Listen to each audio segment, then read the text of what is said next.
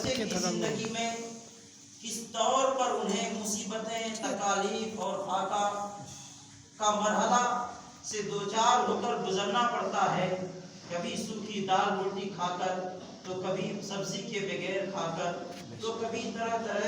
کے پریشانی ہونے کی وجہ سے بھوکا رہ کر علم دین حاصل کرتا ہے۔ اس کو کس طور پر مثال دیتے ہیں، میں نظم میں پیش کرنے کی کوشش کرتا ہوں، آپ سماعت فرمائیں۔ بہترین انداز میں کسی نے نقشہ کھینچا ہے، کہتے ہیں پگھلنا علم کے خاطر مثال شمع زیبا ہے، پگھلنا علم کے خاطر مثال شمع زیبا ہے، بغیر اس کے نہیں پہچان سکتے ہم خدا کیا، سبحان اللہ، بغیر اس کے نہیں پہچان سکتے ہم خدا کیا ہے۔ اور حضرات، انسان دنیا میں الگ الگ مستی ملتی ہے، کسی کو زمین اور پراپرٹی خریدنے میں جو مزہ آتا ہے کسی چیز میں نہیں آتا، کسی کو دولت جمع کرنے میں جو چاشنی ملتی ہے، خوشی ملتی ہے، وہ اور چیز میں نہیں ملتی، کسی کو شراب پینے میں جو مستی آتی ہے اور کسی چیز میں نہیں آتی، کسی کو اپنے سے دوسرے سے بڑھ کر اپنے کو پروگریس اور ترقی یافتہ ڈیولپمنٹ کرتا ہوا دیکھنے میں جو خوشی اور فرحت محسوس ہوتی ہے، کسی چیز میں نظر نہیں آتی۔ لیکن ایک علم کا طلب کرنے والے کو کون سی خوشی حاصل ہوتی ہے، سماعت فرمائیں۔ شاعر کہتا ہے سرور علم ہے کیف شراب سے بہتر، سرور علم ہے کیف شراب سے بہتر، کوئی رفیق نہیں ہے کتاب سے بہتر، سبحان اللہ، کوئی رفیق نہیں ہے کتاب سے بہتر۔ اور ایک طالب علم جب 8-9 سال 12 سال کا زمانہ محنت و جہد کے ساتھ کافی پریشانی جھیلنے کے بعد علم کو پائے تکمیل تک پہنچاتا ہے، اور کوشش کے ساتھ رات دن ایک کر کے جب علم حاصل کر لیتا ہے، اللہ تبارک و تعالیٰ اسے اپنے فضل سے علماء کی فہرست میں داخل کر دیتا ہے، تو وہ اگرچہ اپنے زمانے میں، معاشرے میں، سماج میں، سوسائٹی میں غریب ہو، روپے کے اعتبار سے کم ہو، دولت کے اعتبار سے کم ہو، بھائی بہنوں، رشتہ دار اور ریلیشن شپ کے اعتبار سے وہ انسان کمزور ہو، لیکن وہ اپنے پرستیجی اور زبان حال سے کیا کہہ رہا ہوتا ہے اسے بھی سماعت فرمائے۔ کہتا ہے علم کی شمع سے روشن، علم کی شمع سے روشن ہو گیا جب ذہن و دل، علم کی شمع سے روشن ہو گیا جب ذہن و دل، مجھ کو اس غربت میں بھی یہ، مجھ کو اس حالت میں بھی یہ زندگی اچھی لگی، مجھ کو اس حالت میں بھی یہ زندگی اچھی لگی۔ برادران ملت اسلامیہ، علم دین کا حاصل کرنا اور اس کے حاصل کر کے باریاب ہو جانا، یہ صرف دنیا کی ہی خوشنودی اور رضامندی کا ضامن اور سبب ریزن نہیں ہے، بلکہ سرکار دو عالم صلی اللہ علیہ وسلم کی زبان فیض ترجمان سے اس کے بارے میں آپ سنیں۔ ایک حدیث پاک میں علم حاصل کرنے والے اور عالم دین کی کیا فضیلت ہے، ایک طرف سے آپ سنتے جائیں۔ حضرت قیس بن کثیر رضی رحمہ اللہ تعالی بیان کرتے ہیں کہ میں دمشق کی جامع مسجد کے اندر حضرت ابو الدرداء رضی اللہ تعالی عنہ کے ساتھ بیٹھا ہوا تھا۔ سامنے حاضر ہوا اور انہوں نے کہا اے ابو الدرداء میں تمہارے پاس رسول اللہ صلی اللہ علیہ وسلم کے شہر مدینہ منورہ سے حدیث حاصل کرنے کے لیے آیا ہوں اور میں تیرے پاس حدیث سننے کے علاوہ کسی اور کام سے نہیں آیا ہوں۔ مجھے یہ بات پہنچی ہے کہ آپ حضور اقدس صلی اللہ تعالی علیہ وسلم سے یہ حدیث بیان کرتے ہیں۔ تو حضرت ابو الدرداء رضی اللہ تعالی عنہ نے فرمایا میں نے رسول اللہ صلی اللہ علیہ وسلم سے سنا تھا کہ رسول اللہ صلی اللہ علیہ وسلم فرما رہے تھے جو طلب علم کی راہ میں چلا اللہ تبارک و تعالی اس کو جنت کی راہ پر چلائے گا، اور اللہ کے فرشتے طالب علم کے لیے اپنے پروں کو طالب علم کی خوشنودی کے لیے بچھا دیتے ہیں، اور عالم کے لیے آسمان اور زمین کی تمام چیزیں اور پانی کے اندر رہنے والی مچھلیاں اللہ تبارک و تعالی سے مغفرت کی دعائیں کرتی ہیں، اور یہ عالم ایک عالم عبادت گزار بندے پر ایسی ہی فضیلت رکھتا ہے جیسے 14ویں کے رات کے چاند کو تمام ستاروں پر فضیلت ہوتی ہے، اور انبیاء کرام علیہم الصلاۃ والسلام کے وارث علماء ہوتے ہیں، اور انبیاء کرام جو اپنا ورثہ چھوڑ کر جاتے ہیں تو وہ دھن دولت مال و دولت کے ورثہ نہیں چھوڑ کر جاتے، بلکہ انبیاء کرام نے جو ورثہ چھوڑے ہیں وہ علم کا ورثہ ہے۔ پس جس شخص نے اس سے یعنی علم سے حصہ لے لیا، علم کا کچھ حصہ حاصل کر لیا، اس نے بہت بڑا حصہ حاصل کر لیا۔ سبحان اللہ سبحان اللہ۔ حضرات محترم، آپ نے حدیث پاک کے مطابق سنا کہ جو انسان طالب علم بن جاتا ہے تو پھر اس کے لیے فرشتے اس کی رضامندی کے لیے، اس کی خوشی کے لیے اپنا پر تک بچھا دیتے ہیں۔ اس کو کسی نے کیا ہی خوب انداز میں کہا ہے، حصول علم کے خاطر جو بچے گھر سے جاتے ہیں، حصول علم کے خاطر جو بچے گھر سے جاتے ہیں، فرشتے پر بچھاتے ہیں، فرشتے پر بچھاتے ہیں۔ اور آپ نے یہ بھی سنا the fish are live in water, pray Allah forgiving of alims، یعنی مچھلیاں جو سمندر میں تیر رہی ہوتی ہیں، مچھلیاں جو پانی کے اندر رہتی ہیں، وہ بھی ایک عالم کے لیے دعائے مغفرت کر رہی ہوتی ہیں۔ اور میں آپ کو بتاتا چلوں کہ سرکار اقدس صلی اللہ علیہ وسلم نے عالم اور طالب علم کو کیا رتبہ اور مرتبہ فرمایا ہے کہ حضور اقدس صلی اللہ علیہ وسلم نے ارشاد فرمایا ہے، when any Alam or achiever of Islamic knowledge passing away from the village, Allah takes upon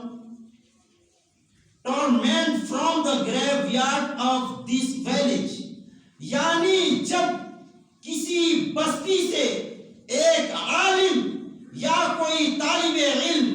گزرتا ہے تو اس کے گزرنے کے صدقے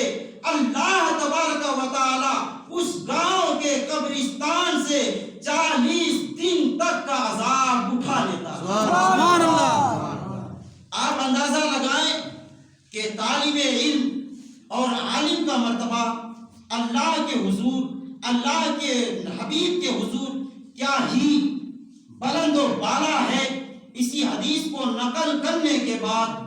حضرت عبدالحق محدث دہلوی رضی اللہ تعالی عنہ بیان فرماتے ہیں، کتاب لکھنے والوں نے لکھا ہے کہ اس حدیث پاک سے جہاں پر ایک عالم کی، ایک عالم ربانی کی، ایک علم دین مصطفیٰ حاصل کرنے والے طالب علم کا مقام اور اس کے گزر جانے کی وجہ سے اللہ تبارک و تعالی 40 دن تک کا عذاب ایک گاؤں کے قبرستان سے اٹھا لیتا ہے، اسی سے یہ بھی ثابت ہوتا ہے کہ اگر مزارات پر، مخصوص مقامات پر عالم دین کو، حافظ قرآن کو قرآن پڑھانے کے لیے مقرر کر دیا جائے تو یہ بہت بڑا ثواب کا کام ہے۔ برادران ملت اسلامیہ، اللہ کے حبیب مصطفیٰ جان رحمت صلی اللہ تعالی علیہ وسلم نے علم دین حاصل کرنے والے کے متعلق، عالموں کے متعلق، عالموں کی باتوں کو سننے کے متعلق اور عالموں سے محبت کرنے یا اس کے برعکس بغاوت کرنے، اس کے پیٹھ پیچھے برائی کرنے یا توہین کرنے کے متعلق کیا بیان فرمایا ہے، اسے بھی میں آپ کے سامنے پیش کرنے کی کوشش کرتا ہوں کہ حضور اکرم صلی اللہ تعالی علیہ وسلم نے فرمایا ہے، حضرت ابو ہریرہ رضی اللہ تعالی عنہ اس حدیث پاک کے راوی ہیں، فرماتے ہیں کہ نبی عالم صلی اللہ علیہ وسلم نے ارشاد فرمایا، عالم بنو یا طالب علم بنو یا عالم کی باتیں تقریریں سننے والا بنو یا عالم سے محبت کرنے والا بنو، اور 5واں ہرگز مت بننا ورنہ ہلاک ہو جاؤ گے۔ حضرات، اس حدیث کے مکمل طور پر نہ صحیح، مختصر میں ڈیٹیل آپ کو بتانا چاہوں گا کہ نبی اکرم صلی اللہ علیہ وسلم نے فرمایا کہ تم عالم بنو، اگر تم عالم نہیں بن سکے، تمہارے کام اور ذمہ داریاں سر پر لگ گئی ہیں، تو پھر یہاں پر بھی تمہیں گھبرانے کی ضرورت نہیں ہے، تو طالب علم بن جاؤ۔ طالب علم بننے کا زمانہ متعین نہیں ہے۔ اگر انسان اپنے رات دن کا کچھ حصہ عالم دین کے پاس گزار رہا ہوتا ہے، یقین جانے وہ لمحہ عبادت کا ہوتا ہے اور وہ طالب علموں میں شمار ہوتا ہے۔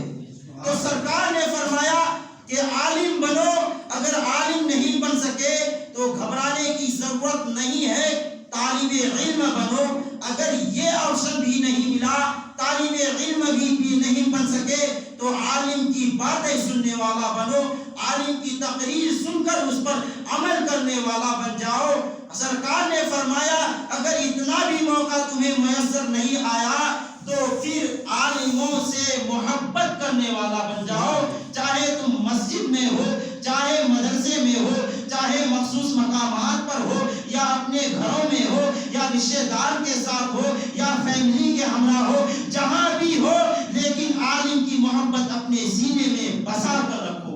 سبحان اللہ۔ 5ویں نمبر پہ اللہ کے حبیب مصطفیٰ جان رحمت محمد رسول اللہ صلی اللہ علیہ وسلم نے فرمایا،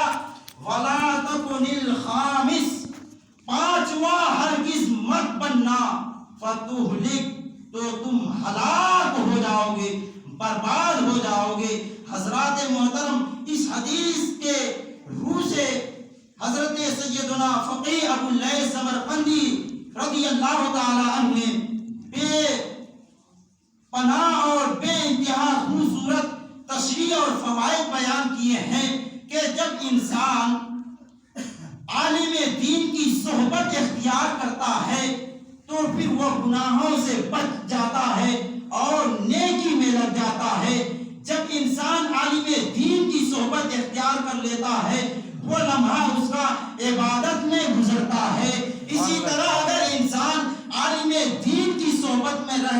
اپنا چند لمحہ چند گھڑی گزار لیتا ہے تو پھر وہ انسان اپنا وقت اور اپنا ٹائم برباد نہیں کر رہا ہوتا ہے، بلکہ وہ اپنے یا تو اپنے عقائد کی اصلاح کر رہا ہوتا ہے، یعنی دینی یا تو دینی مسائل جو نہ جان رہے ہیں انہیں بے اختیار بلا سوچے سمجھے عالم کے پاس بیٹھنے کی وجہ سے ایسے مسائل معلوم ہوتے ہیں جو انہیں دن رات اسلام کے متعلق کام آنے والے ہوتے ہیں۔ اسی طرح عالم کے پاس بیٹھنے کے فوائد میں سے یہ بھی ہے کہ انسان جب عالم کے پاس بیٹھتا ہے تو پھر اسے کچھ دیر کے لیے حرام اور حلال میں فرق ضرور محسوس ہوتا ہے، اور اللہ کے حبیب نے فرمایا کہ جب انسان خوشی کے ساتھ، رضامندی کے ساتھ، نیک دلی کے ساتھ عالم کے پاس بیٹھتا ہے تو صرف اسے دنیا میں ہی اس کا فائدہ نہیں پہنچتا ہے، بلکہ قیامت کے دن وہ انسان عالم کے پاس بیٹھنے کی وجہ سے عالم کے ذریعے شفاعت حاصل کرے گا۔ سبحان اللہ۔ اللہ کے حبیب صلی اللہ علیہ وسلم نے فرمایا کہ لوگوں، عالم بننے کی کوشش کرنا، اگر وہ بھی نہ بن پائے طالب علم بن جانا، اگر یہ بھی نہ ہو پائے تو پھر علماء کی باتیں سن کر عمل کرنے والا بن جانا، یہ تمہارے لیے کافی ہوگا۔ یہ بھی میسر نہ آئے علماء سے محبت کرنے والا بن جانا تو یہ بھی تمہارے لیے کامیابی کا ضامن اور ریزن ہو سکتا ہے، لیکن پانچواں نہیں بننا۔ حضرات میں آپ کو مسئلہ بتاؤں کہ ایک عالم ربانی، ایک عالم باعمل کے تئیں اس کے علم کو سامنے رکھتے ہوئے اگر کوئی انسان اس سے بغاوت کھڑا کرتا ہے، کوئی انسان اس کے پیٹھ پیچھے برائی کرتا ہے، کوئی انسان اس کے خلاف زبان درازی کر رہا ہوتا ہے، جس سے علم دین کی توہین ہو رہی ہوتی ہے، جس سے مساجد پر خرابیاں عائد ہو رہی ہوتی ہیں، یا شاعر اسلام جو اپنے مشن پہ رواں دواں ہے اس کی وجہ سے رکاوٹ آ رہی ہوتی ہے، تو پھر وہ انسان یقین جانے کہ وہ کامیاب اور کامیابی کی راہ پر نہیں ہے، بلکہ ان کے پیچھے بربادی اور ہلاکت و تباہی آنے والی ہوتی ہے۔ اس لیے کہ یہ ہمارا اور آپ کا کسی کا فرمان نہیں ہے، بلکہ اللہ کے حبیب مصطفیٰ جان رحمت کا فرمان ہے کہ انسان اگر ایک عالم ربانی سے بغاوت کرتا ہے، اس کی توہین کرتا ہے، اس کے خلاف زبان درازی کرتا ہے، تو پھر وہ انسان دنیا و آخرت میں تباہ و برباد ہو جاتا ہے۔ اس لیے انسان کو چاہیے کہ دنیا میں وہ بھیجا گیا ہے تو یہ انسان عام ہے، لیکن ان میں خاص